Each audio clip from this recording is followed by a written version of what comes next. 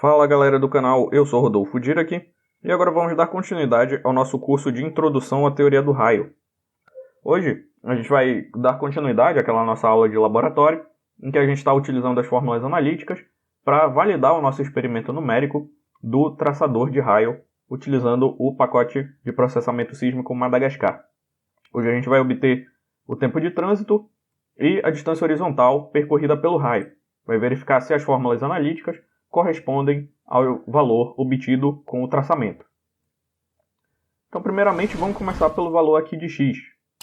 Aqui as fórmulas que a gente obteve nas aulas anteriores, e aqui essa fórmula é a fórmula que descreve a distância horizontal, pelo menos metade da distância horizontal percorrida pelo raio. A gente vai utilizar essas quantidades que são quantidades conhecidas do modelo e do raio. A gente já calculou na aula passada o valor de P, valor de A. H é a profundidade do meu turning point. Okay? H é a profundidade do turning point, a gente também já calculou. Já tem todas as quantidades necessárias para calcular x. Vamos utilizar essa fórmula aqui e vamos calcular, né, esse valor de x. Então, primeiramente, eu vou lá no nosso S-Construct. Vou lá no final. Bem aqui, a gente vai calcular. Aqui a gente fez o overlay. Aqui a gente vai calcular o valor de x. Então, vou colocar aqui x. O que a gente vai precisar para calcular esse valor de x? A gente vai colocar x. Vai ser a raiz quadrada. Vai precisar da função sqrt. A gente já importou o módulo math na aula passada, aqui no Python. E a gente vai fazer o seguinte, vamos calcular x em duas etapas. Voltando lá para a fórmula, olha o que eu observo. Aqui eu tenho 1 sobre AP, multiplicando essa raiz quadrada. E aqui eu tenho 1 sobre AP, multiplicando essa outra raiz quadrada. E x vai ser a diferença entre essa raiz quadrada menos essa primeira aqui. Eu posso fazer essa diferença e depois multiplicar por 1 sobre AP. Então vamos fazer isso em duas etapas. Primeiramente, x vai ser igual à primeira raiz quadrada, que vai ser 1 menos p ao quadrado, que é o mesmo que p vezes p, vezes v0 ao quadrado, vezes v0 ao quadrado, menos a raiz quadrada, sqrt de novo, de 1 menos p ao quadrado, que é o mesmo que p vezes p, vezes meu v0 mais a vezes o meu z do turning point. Isso aqui também vai estar ao quadrado. Então, eu multiplico de novo por v0 mais a vezes o z do turning point. Ok? Então, está aqui o valor de x, a diferença entre aquelas duas raízes quadradas. sqrt de 1 menos p ao quadrado v0 ao quadrado, menos sqrt de 1 menos p ao quadrado, vezes v0 mais a vezes z do turning point ao quadrado. Tudo isso, depois eu multiplico. Então, vou colocar aqui x recebe x vezes 1 sobre a vezes p. Ok? Vamos voltar lá para a fórmula e verificar aqui exatamente o que está escrito aqui. Eu vou multiplicar tudo por 1 sobre AP, está aqui, e eu vou fazer justamente essa diferença entre essa primeira raiz, que depende de 1 menos p ao quadrado v0 ao quadrado, menos essa primeira raiz aqui, 1 menos p ao quadrado, v0 mais a vezes h, que é o nosso z do turning point, ao quadrado. Então aqui a gente calculou x. A gente pode fazer exatamente a mesma coisa que a gente fez para o z do turning point. Só que ao invés de gerar uma reta, a gente pode gerar um arquivo RSF somente com o valor de x. Para isso a gente vai escrever um flow aqui. Vou chamar esse arquivo de x. Não vou precisar de nenhum arquivo de entrada. Vou passar isso para o meu sfmath. N1 é igual a 1, que eu só vou ter uma amostra. D1 vai ser igual a 1. O1, meu O1 igual a 0. Ok? Esse é meu arquivo. A minha saída vai ser o próprio valor de x. Então, vou colocar aqui output igual a %g. Fechar aqui com aspas simples. Colocar aqui %, valor de x. Fecho aqui o meu flow, né, com o parênteses. Então, vou gerar um arquivo com o valor de x correspondente que a gente calculou aqui anteriormente, utilizando sfmath, exatamente como a gente fez para o z do turning point na aula passada. Então, vamos fazer isso. Vou sair e salvar. E vou rodar esconjo. Rodei esconjo e eu vejo o seguinte, que o sfmath vai gerar o meu arquivo x.rsf justamente com, né, o valor 3. Ou seja, o valor calculado para x é igual a 3. Se eu utilizar esse x.rsf e dar um sf desfio para exibir o valor desse arquivo, ele só tem uma única amostra, que é igual a 3. Esse é o meu valor de x. Então vamos rodar sconsview agora. Se eu rodar sconsview para ver o meu modelo, x é igual a 3. Então metade da distância percorrida pelo raio deveria ser x igual a 3. Aí vocês devem estar se perguntando, bom, Rodolfo, deu errado. Porque aqui metade da distância, né, o meu x vai ser igual a 5. Só que o que eu tenho que fazer? Eu tenho que somar 3 mais o valor de onde o raio partiu.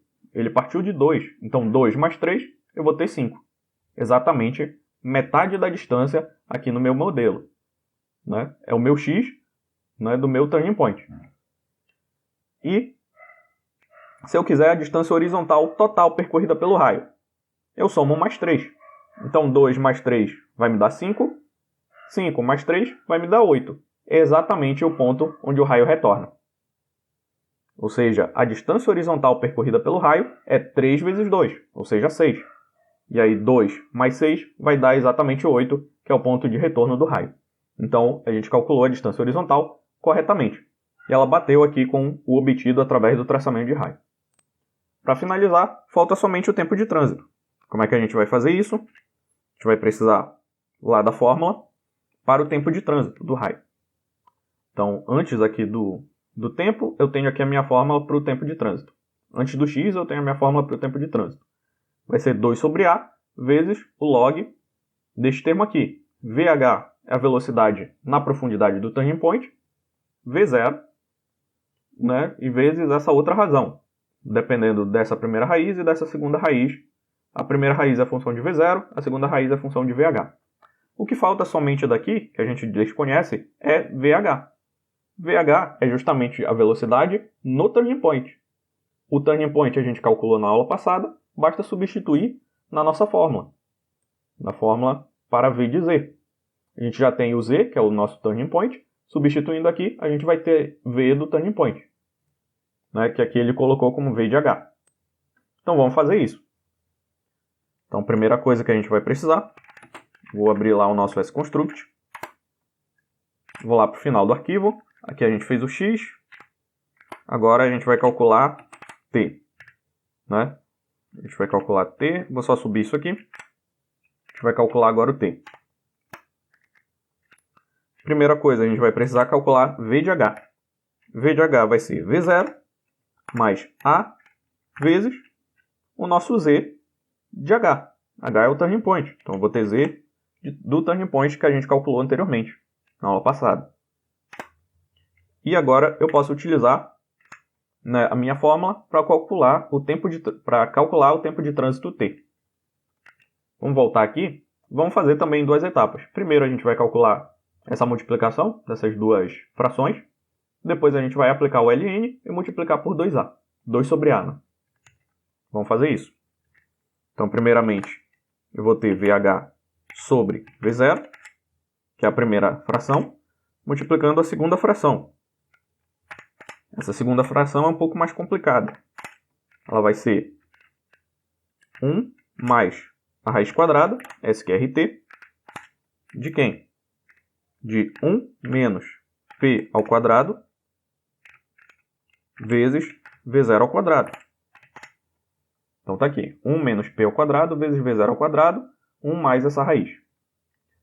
Isso aqui vai estar dividido, né, por uma outra raiz. 1 mais uma outra raiz. SQRT Aqui dentro da raiz eu vou ter 1 menos p ao quadrado vezes v de h ao quadrado. Ok? Então está aqui a nossa fórmula. Ela é exatamente aquilo que a gente obteve para t. Agora, a gente tem que aplicar o ln. Multiplicar por 2 sobre a vezes o ln desse termo aqui, que a gente armazenou na variável t. A função ln no Python é simplesmente log. Se eu oferecer apenas um argumento para essa função log, ela já vai calcular para mim o ln. Eu quero o log de t. Então ela vai presumir, né, que a nossa base, né, é a base do log natural. Vamos fazer o seguinte, vou colocar aqui flow, vamos gerar o nosso arquivo para tempo de trânsito. Vou chamar de t.rsf. Não vou precisar de nada, fazer exatamente como eu fiz para x. Math n1 igual a 1, d1 igual a 1 e o meu o1 igual a 0. Ok? Meu output vai ser justamente o meu %g, que é o valor para t. Então vou gerar um arquivo RCF com o valor de t, do meu tempo de trânsito aqui. Vamos sair e salvar. Vamos rodar as cons. E eu observo o seguinte, né, o x já está up to date. Aqui, né, o meu sfmath, ele gerou um arquivo RCF, t.rsf, com a saída, o nosso t igual a 3.52. Então esse deveria ser o tempo de trânsito do traçamento de raio. Porém, vocês devem estar se perguntando, como é que a gente vai verificar que este tempo aqui, né, calculado com a fórmula analítica, corresponde ao tempo obtido no traçador? Porque o traçador só imprimiu para a gente a trajetória. Felizmente, nosso programa sfrace2, que foi o que a gente utilizou para traçar o raio, né, se a gente apertar Enter aqui e ler a documentação, a gente vai verificar o seguinte, que ele tem uma flag chamada de ASCII-var. O padrão dela é ser igual a n. Ela é uma flag booleana, que pode assumir dois valores, ou yes ou no. Se, né, essa flag ASCII-var for igual a yes, ela vai fazer o output do que, né, o programa chama aqui de escape values. São os valores, né, de chegada do raio, como o tempo de trânsito, né, o ponto em que o raio finaliza, né, o ponto em que ele chega na superfície, e o ângulo de chegada. E aqui, se eu colocar n, ele vai exibir, vai imprimir para mim as trajetórias. O padrão é ele imprimir as trajetórias, por isso ASCII-var é igual a n. Então a gente vai refazer esse traçamento de raio, colocando ASCII-var igual a yes, para justamente obter esses escape values e comparar se eles correspondem ao que a gente obteve com a fórmula analítica. Vou sair aqui apertando o Q, sair da documentação do meu sfrace2 e vamos fazer o seguinte. Abrir o nosso sconstruct. Neste flow aqui, eu estou fazendo o traçamento de raio. Então eu vou simplesmente copiar essa linha, refazer o traçamento. Aqui no final, vou colar aqui. Eu vou refazer o traçamento. Porém, a saída não vai ser a trajetória do raio, vai ser os nossos escape values. Então vou gerar um arquivo ASCII-var. A entrada tem que ser o meu modelo de velocidade, por isso eu coloco VMod. Race2, todos os parâmetros eu vou manter, para ser consistente, né, com o experimento numérico. E por último eu vou colocar aqui ASCII-var igual a yes.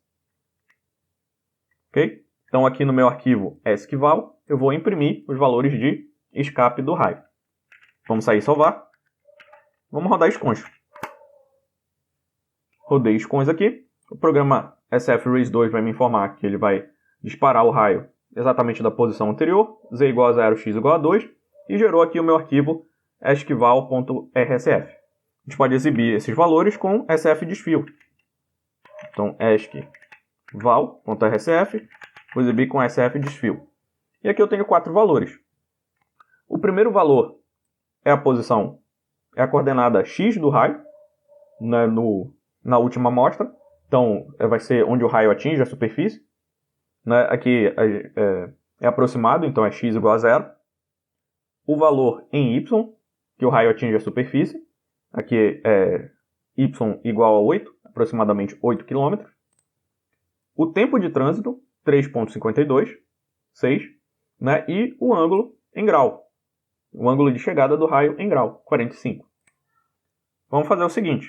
Vamos exibir com SF desfio o valor que a gente obteve com a fórmula analítica de nosso T.RSF. Foi exatamente 3,52. Então o tempo de trânsito está correto. Se eu observar, esses valores de escape aqui também validam o meu cálculo de x. Percebam o seguinte, o ponto de chegada do raio é exatamente em x igual a 8. Então, se a gente exibir de novo o modelo com os cões view, e isso a gente já sabe, o raio sai de 2 e chega exatamente em x igual a 8. Ou seja, ele atinge a superfície em x igual a 8 km. Então, com essas fórmulas analíticas, eu posso validar o meu traçador de raio e verificar que o meu algoritmo de traçamento de raio está funcionando corretamente em um modelo já conhecido. Ok? Qualquer dúvida, deixa aqui nos comentários. Por essa aula é só e até a próxima. Seja membro apoiador do canal Geofisicando. Quem é membro apoiador tem acesso a vários benefícios exclusivos. Dá uma olhada no nosso Apoia-se.